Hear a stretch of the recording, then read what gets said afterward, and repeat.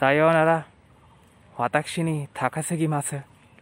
自分の価値知っているでしょ。契約通り時間が終わります。これは締め切りで君の解放。こんばんは、皆さん。So, before I go on, I'd just like to apologize to anyone with earphones on. A couple of people told me that the audio was a little sharp.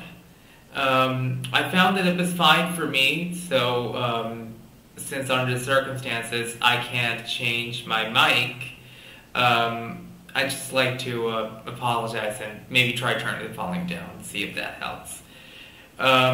Also, sorry about the whole caption situation, but after making and editing these videos, it's a little too much to make subtitles on my own, so I think I'll go with auto-generated captions for now.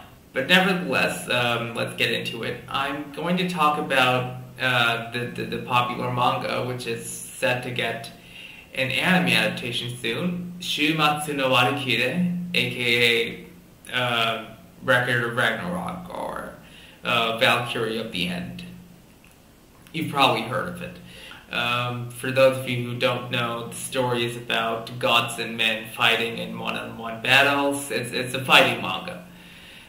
For those of you who don't know, manga are Japanese comics. Just a second, that is how it's pronounced, isn't it? Valkyrie. Hey, I was saying it right. So anyway, so what's my take on this manga?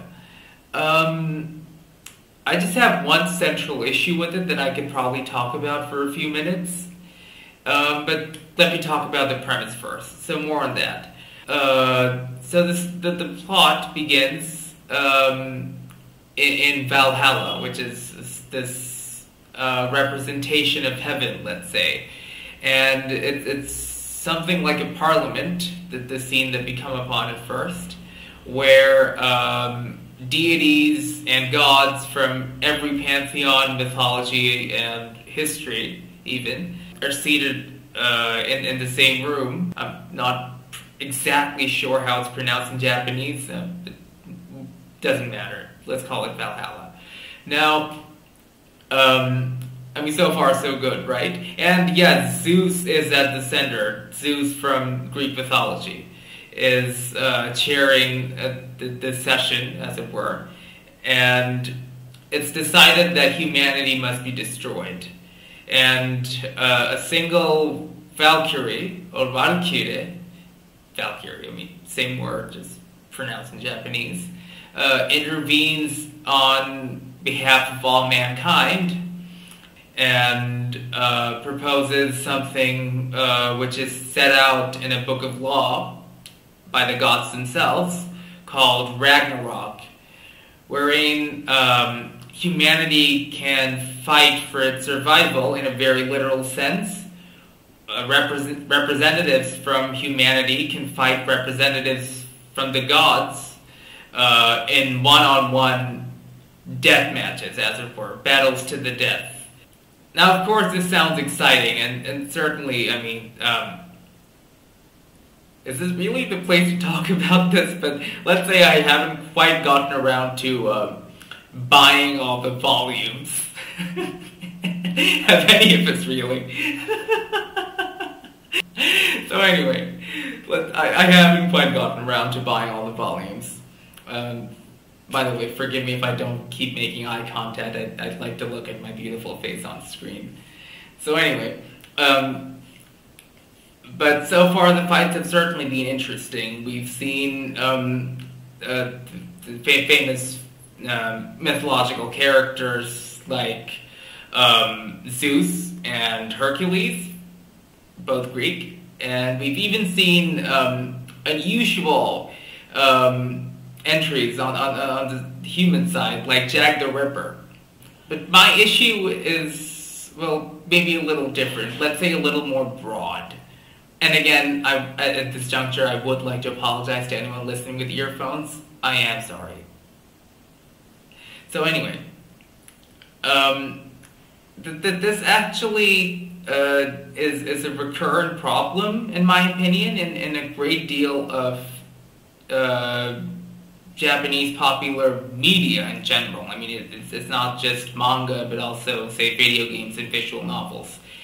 Now, in all fairness, I don't even read that many manga, and I don't play that many games. I've certainly not, played nearly enough games to pronounce judgment on the entire Japanese industry. And again, I mean, the same problem is probably true of popular English literature as well. Maybe more on that in a different video. But the thing is that I'm kind of tired of having different mythologies put in one pot and boiled and cooked together, so to speak. And I can't be the only one. So, it's just that some writers and some authors, and maybe it's not fair to point my finger at just one set of artists or writers. This is really almost an endemic problem.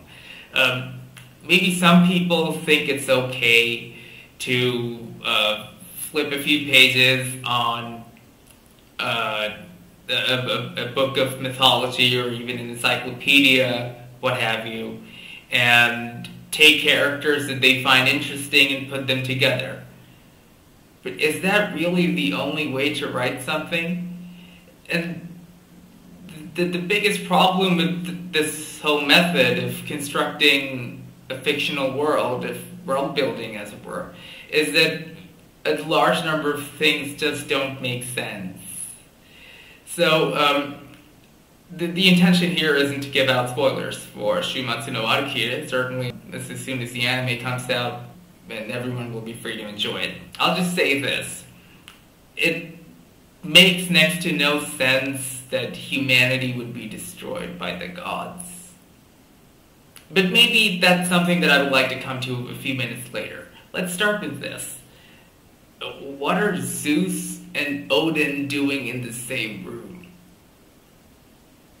So Thor is a character, and Odin is a character, and Loki and Hermes and Ares and Zeus are characters.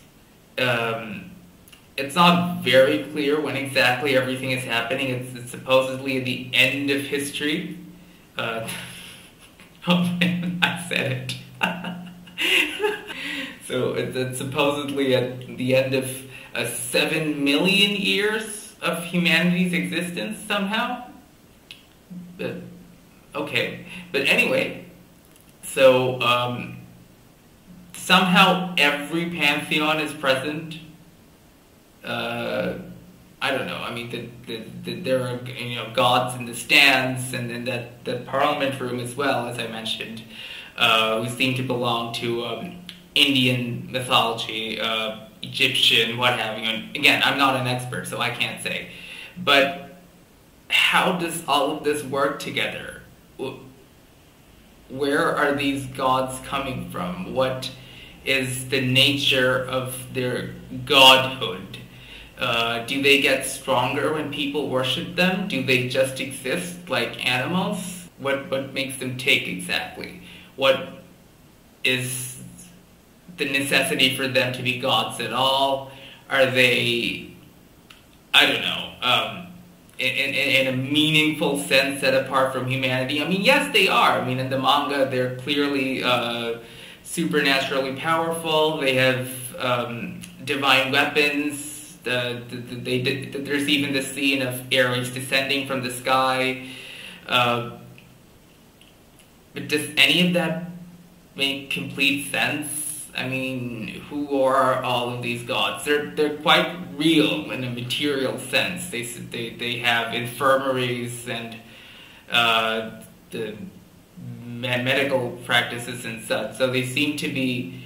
I mean, they're not even like the servants from fate. They're like really real. They're there. So where did they come from? Who made them? And that in turn brings me to the bigger issue that I have. It makes no sense that, at least at this juncture in the manga, and I think we're at the 5th no, it's the sixth fight now. Why would humanity be destroyed? That's the single premise, right? That the gods, Zeus, Odin, I'm sorry I keep going back to those names. I'm a little hesitant to name all the cast. Anyway, so why would they want to destroy humanity exactly? What is the nature of mankind then? I've already asked what the nature of gods and what godhood might be in the manga, but what about humanity? Why was humanity made? To worship the gods? To just live their lives? To be merely content? To be happy or avaricious? As some kind of, DIY project? As for fun, for a YouTube video? Who made humanity in the manga? Why are they allowed to live, and why are they periodically either subjected to a vote or actually the target of destruction? Why would millions of deities come together to destroy humanity? What spiritual purpose would that fulfill? Why would you have a debate about it if it's that important? And how exactly has the side of the gods been oppressing the side of humanity? I mean, what have these gods been doing to mankind exactly? And why would they want to destroy humanity? It's never made clear. Certainly not any kind of struggle for resources. And in one of the backstories, I think it's strongly implied that gods lived alongside mankind. So what exactly is going on? Again, to maybe repeat something that I said earlier, there's that really weird aspect of, I think I can get away with discussing this, and I think I should. Gautam Buddha is a character in Valhalla, alongside Thor and Zeus. What happened to enlightenment Japan has a very strong history of Buddhism, so even if Japanese people don't typically understand other religions, you would expect them to understand Buddhism, right? So what exactly is going on there? Didn't the Buddha literally escape reincarnation? So what exactly happens to other people who do it? Do they just end up in the spectator stance at Valhalla? Why? What happens to... Why are people even born in this manga? How do they die? Where has Sasaki Kojiro been... there it is. Slight spoiler, but he's in the promotional material, so you've probably seen it. Where has Sasaki Kojiro been training? In Valhalla? What is going on? Do people even go to heaven? Are they allowed to die? Must their suffering be more painful? But anyway, here's hoping that the authors of this manga, and hopefully a number of other authors, either give us concrete answers to these questions, or hopefully they take what I would say is a better route, which is complete world building. Either relegate religion to a complete mythological dimension and give us whatever story you have, or develop a sense of the afterlife and a spirituality in your story, so it makes more sense why religions work the way they do in your story. Again, I'm not an expert. It's not like I've really written anything, so maybe I don't have the right to say this. But I'm just a little bit tired of seeing characters from across history and across religions just put together and made the subject of stupid jokes, really. Anyway, I think that's quite enough for a short video, and thank you for watching.